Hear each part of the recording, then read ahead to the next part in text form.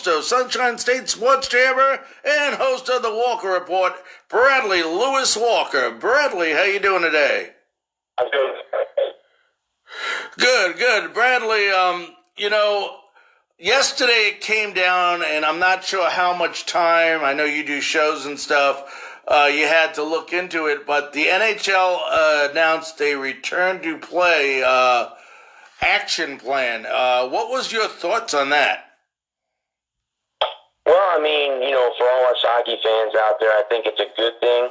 Obviously, the NHL is going to go through the extensive testing that the NBA and MLB will also be going through. And, of course, as we all know, too, the NCAA and NFL will be doing later on this year. The funny thing is, being that I'm from the Tampa Bay area and that I'm a huge Tampa Bay Lightning fan, we were one of the two teams that voted against it. According to what I read and what I had mentioned on my show last night, Alex O'Horn mentioned the reason that they voted against it is because they felt that it was unfair that some of the teams that were currently out of the playoff picture are now back in, meaning that if a team that deserves to be in the playoffs gets knocked out, now the teams that don't deserve there are now going to get a shot at the Stanley Cup, which they wouldn't have if the NHL had stuck to their current 16-team playoff format. Yeah, and you can understand that. You play a whole season so you can seed yourself properly in the playoffs, and then they allow teams that shouldn't. So I do understand that. Now, it looks like Tampa Bay would be in one of the, they break down the cities. There's going to be two hubs that it look like two hub cities they're going to play on. And Tampa Bay would be actually rated number 2 in their city league. They call it City 1, City 2, right behind the Boston Bruins. So I think they would get a bye the way it works out. I'm not sure, there's still a lot of details. But being a Tampa Bay Lightning fan and someone who follows the Lightning like you do, some of this could be, I don't want to say a blessing in disguise because this epidemic has been terrible and affected a lot of people. But from the standpoint of the Lightning, it was only a couple of weeks before we had this epidemic come down and cancel the season that Steven Stamkos got hurt and looked like he was going to be out for the beginning of the playoffs. And what are you hearing now that, he had that lower body injury, was supposed to be out 6 to 8 weeks. So am I right by saying if they do start up in July that Stamkos would be playing? You would be very correct. He would be ready to go.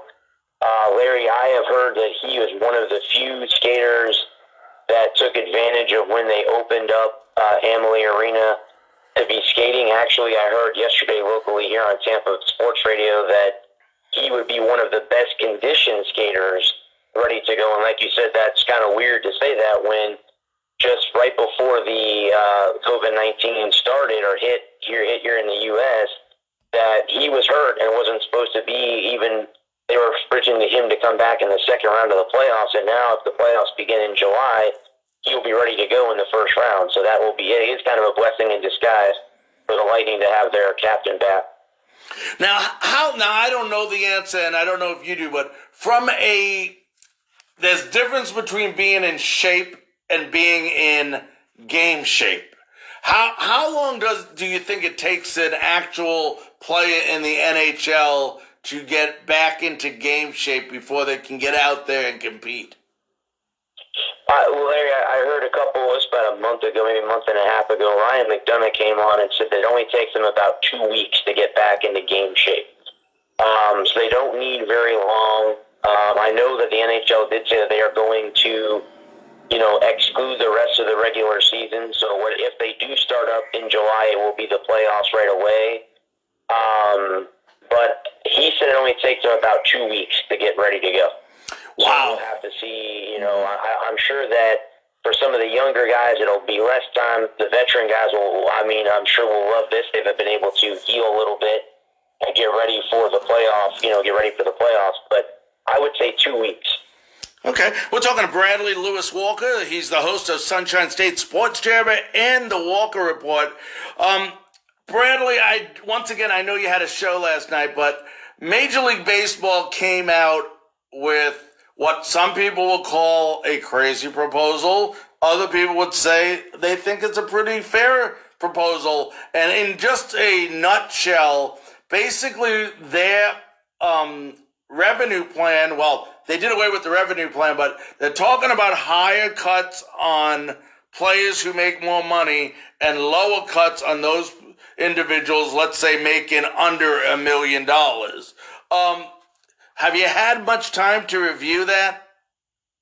You know, Larry, I have not actually. Right before you called me, I actually was preparing my notes for the Walker Report tomorrow, and I haven't got a chance to read over what it said. I did catch, some tidbits here and there. I have heard that the players that obviously make millions of dollars are complaining that they're going to take a pay cut. Obviously, being down here, we heard Blake Snell complain a couple weeks ago that he is not taking a risk, that he's only going to make $7 million a year, instead of $10 million a year, but then there's 30 million people in the United States that don't have a job right now. I really don't think you want to be talking about money. I really think, honestly, I am sick and tired of hearing billionaires and millionaires fighting over money in the MLB. And Larry, I hate to say this, but this might lead to another work stoppage in Major League Baseball, which that league does not need. What happened in 1994 was horrible for the sport. And if they go through another work stoppage, I don't know how the league will recover in all reality. And I agree with you. I know we think the same on this. And basically, just so what, and I just went over this before I had you on the show, they're doing exactly what you said. Your higher tier players, let's say like a Cole Hamels or Bryce Harper, who's making $25-30 million a year, they would get paid based on this $9 million to play baseball for 3 months, which is still $1 million a month to play the game, whereas the lower tier, 65% of the players in Major League Baseball right now make under $1 million. So what they're going to do is those folks that make under $1 million, they're only going to cut them by 15% because they want them to still have their livelihood, which makes sense. Now, I understand the players sign a contract, but this is unique times, and I'm with you. I'm tired of hearing billionaires and millionaires fight. But also on the owner's perspective, if you and I are doing simple math, we go, okay, they're playing half a season, 81 games. Let's just cut it down the middle and pay them their contracts. But it's not that easy, because what people don't realize is there's no fans in the stands. And we figured this formula out before you got on, where each home game that does not have fans in it, the average attendance last year in Major League Baseball, now not in Tampa, but this is throughout the United States, is 28,000 a game. Obviously in Tampa, that's a little bit less. But on the average, a team loses up to $3 million a game when they don't have fans. That's the ticket prices and the concessions. Ticket prices are $33 average, depending where you go. And the average person, they say, spends about $75 to $80 at a ball game, which sounds right. I've been to a ball game.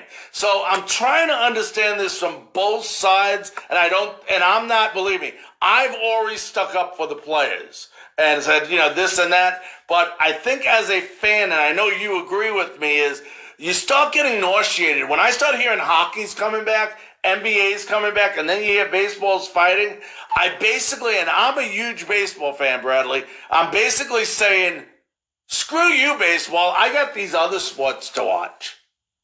Exactly. Yeah. Exactly. And I feel the same way. I mean, again, growing up, I've been a baseball fan for a long time. And yes, I grew up, actually was born in the hospital directly across the street from Tropicana Field. But I would belong before the Rays were, in the league. I was a Red Sox fan. I will always be a Red Sox fan. To me, it's nice to be able to see the Red Sox here at Tropicana Field because, again, as you said, the average ticket on Major League Baseball is $33. Here in Tampa, you can get a ticket for as cheap as $12. So I understand where the owners are coming from as far as them losing revenue from concessions and from ticket sales. And you're right, it would be nice if they could just cut it right down the middle and say, okay, we're going to pay you half your salary. But the problem with Major League Baseball is they have one of the most powerful unions in everywhere. The MLBPA is one of the most powerful unions, and they don't budge in anything. They don't budge. They're not going to give up anything for their players, which is a good thing. If you're in Major League Baseball as a player, that's great that you have a union that can support you.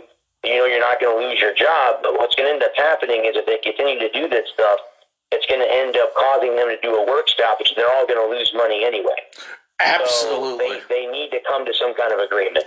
Now, let me ask you this. You follow baseball, and obviously, you mentioned the Red Sox, and, it seems to me, and tell me your opinion on this, before we started the season, while we were in spring training, all the talk was around the Houston Astros and the cheating scandal.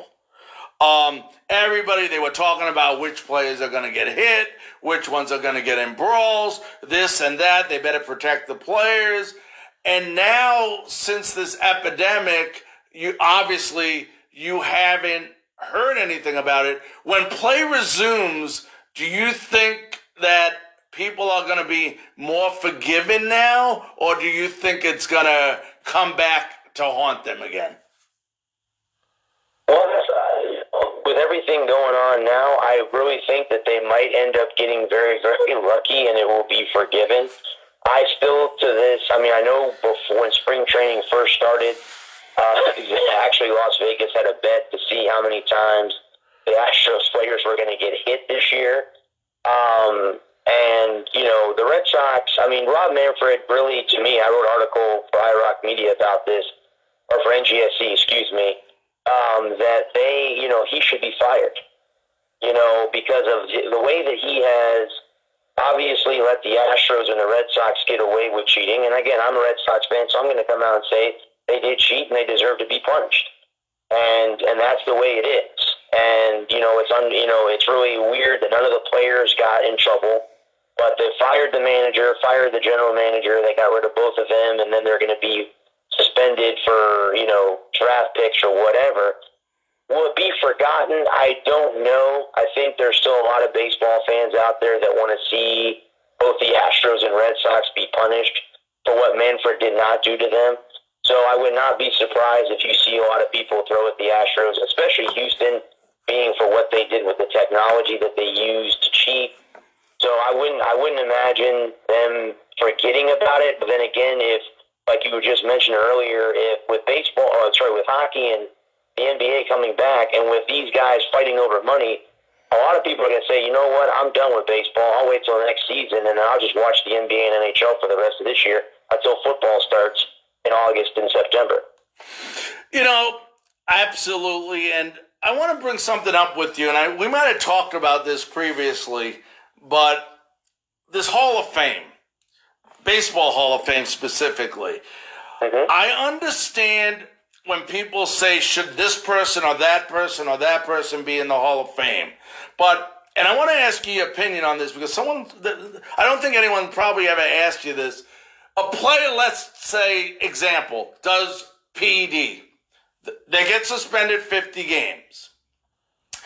If they're allowed to come back in the game 50 games later and play the game and make money for Major League Baseball, shouldn't what they do from that point on after they were suspended to the time they retire be considered for the Hall of Fame? Oh, yes, I agree. Absolutely. Absolutely. Because it seems to me like baseball likes to make money off people. And I use Mark McGwire and Sammy Sosa. You brought up 1994. If it wasn't for those two guys coming back and going ahead and going through probably the greatest summer I ever seen in Major League Baseball, those two going at it for the home run title and breaking Maris's record, that's what brought baseball back after that.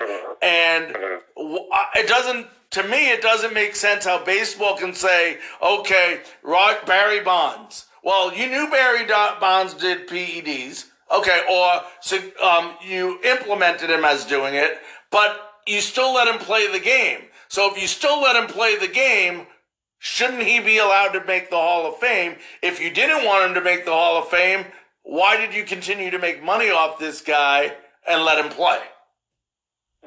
Right, exactly. Okay, I wanted to get your thoughts on that because, it's been a big debate of ours around here. Who should be in the Hall of Fame? And, the question always comes up about Pete Rose. I mean, are you a believer that Pete Rose should be in the Hall of Fame? Absolutely. I just, the only unfortunate part is, and I think me and you discussed this on my show, I have a funny feeling, unfortunately, to say this, that they will not put him in the Hall of Fame until he dies. I agree. And they're not going to have to hear his induction speech, which is a shame, because the guy leads the league for most hits. He has the most hits of any player that's ever come to the plate.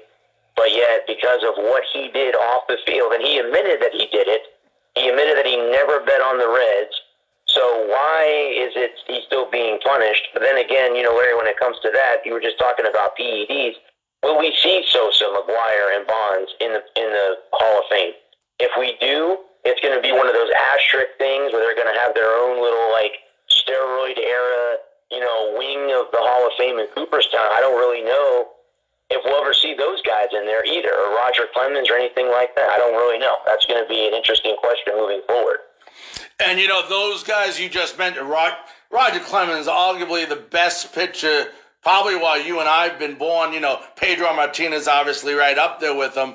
But it's just a shame that these guys can perform so well and what they do on the field isn't recognized. And, the idea of the Hall of Fame, to me, isn't to go ahead and celebrate somebody's career after they pass away. It's to do it while they're still alive. And exactly. It's just not fair to Pete Rose. Now, before I let you go, Bradley, we've been talking a lot of college sports coming up here in the near future. It's only about a week away where a lot of these campuses, I know at least here at University of Arkansas, where I'm at now, they're opening up for the student athletes. They're allowing them to work out.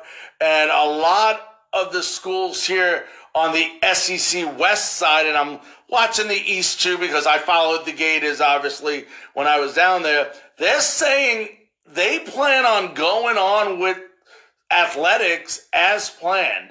I haven't heard about the state of Florida as much since I've been left. What are you hearing about the Gators and Tallahassee, USF, Miami? Are they planning on going on as scheduled? As far as I know, Larry, and I read something last night about the SEC, the only team that I've heard in the SEC that is not quite sure if they're coming back on is Vanderbilt. I don't know what the state of Tennessee is as far as where they're at as far as their COVID-19, opening things back up and stuff like that. As far as I know, I haven't heard anything from the AAC where the UCF and USF both play, the Bulls and the Knights. And then as far as the ACC goes, with Miami and Florida State, I haven't heard anything. I was actually going to do some research and find out, going into my Sunshine State Sports Shower show next Monday night, I was going to look into some research about those two because as far as I know, the Gators were still planning on, coming and playing. I don't know if there's going to be any fans, which I know the NCAA would lose like $3 billion if there are no fans in the stands this year in August and September. So I don't really know. I do know that USF opens on the road in Arlington against the Texas Longhorns.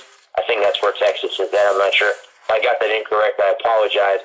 But I do know USF starts on the road, and I'm hoping to be I've been a press credential member for USF the last 2 seasons.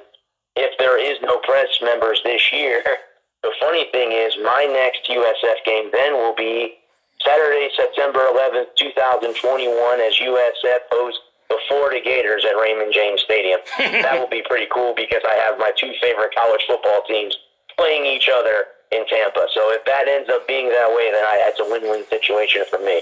I said that was going to be the last question, but I have to ask you this before I let you leave. I know you're a big University of South Florida fan, and their schedule was pretty decent this year. I don't know if it was this year that Alabama was on the schedule or not. Next year. Next year. Okay. Because I know they signed a contract with them to play them, but Before I let you go for our Tampa listeners, what is your expectation for the USF football team this year? Well, I've looked at the schedule. According to some of the brass at ESPN, they have the second hardest schedule in the country compared to the teams that they're going to play. Now, again, they're not playing Alabama and Auburn and Michigan and Michigan State, Ohio State. They don't play any of those big teams. The biggest team on the schedule this year is Texas. They have to go again. They have to play in Texas this year. That's one of the teams that they sign one of those 2-for-1 deals where they go there twice and the team comes here one, or vice versa. I hate to say this, but I don't see USF winning any more than, I'd say, 5 games this year. I think they go 5-7 in Jeff Scott's first year. I think Scott, though, gets the team moving in the right direction, and they end up going next year and winning, 9-10 games next year and being in a major bowl game. Will they be fighting for a national championship? No, because the AAC is not a power conference. So until they move out of the AAC into a power conference, one of the Power Fives, they will never battle for a national championship. I know UCF says they're the national champions. They never played Alabama to do that, so they need to just push a little bit. But yes, USF may win 5, 6, 7 games this year. It's a tough schedule. We'll see. Maybe they'll surprise everybody and have a winning season. I sure hope for Jeff Scott that he turns this around, because it was pretty bad under Charlie Strong last year to end it all last season. Now, as we let you go, why don't you tell our listeners about how where to go and how to watch both the shows that you do and when they're on. That way they want to go ahead and listen to your show. They know exactly where to go. The Sunshine State Sports Jabber, guys, is on at 8 p.m. Eastern Standard Time. So if you're listening here in Alabama or in Arkansas, it will be 7 p.m. because you guys are an hour behind me on the being in the Central Time. Basically, that show is all about Florida sports. I talk just about the Florida, teams in the state of Florida, any events like the Daytona 500 or the match, the golf tournament that was just here last weekend, stuff like that. That show you can hop on via Zoom app. That is through the Stables Network or Mancini Sports Network. You can find those both on Facebook. Or follow me, one or the other. My Twitter handle is Brad Walker 3083. You can follow me there. And my other show is on Thursday nights at 8 p.m. Eastern Standard Time, and that's the Walker Report. That is a nation. We talk about sports all over the planet Earth. I will go talk about events that are happening, overseas and in the United States. But that show you can call in. There's phone numbers to call in. Let me get those numbers for you guys. Hang on just a second. I will share both shows' numbers real quick. For the Sunshine State Sports Jabber, you can reach me at 415-340-4848, and the show ID is 834. You will talk to my producer, Brett. He screens all of my phone calls. And for the Walker Report, I'm the screener on that show. The show number is 512-543-4662. You guys can call in anytime during the show. I don't mind taking phone calls in the beginning or the end of my show. Just call in and I'll get you on the air and we'll get to talking. All right, Bradley, I want to thank you so very much for joining us on Frankly Speaking Sports. I can't wait till we get some sports started up here, no matter which league it is. And then I'd love to have you back on where we can break down some of these games as well. I do appreciate it, Larry, and you're all more than welcome to come on both of my shows as well. We'll get to talking and get some co-op here going. That sounds good to me. Sounds terrific, buddy. Be safe. That was Bradley Lewis Walker, host of Sunshine State Sports Jabber and the Walker Report.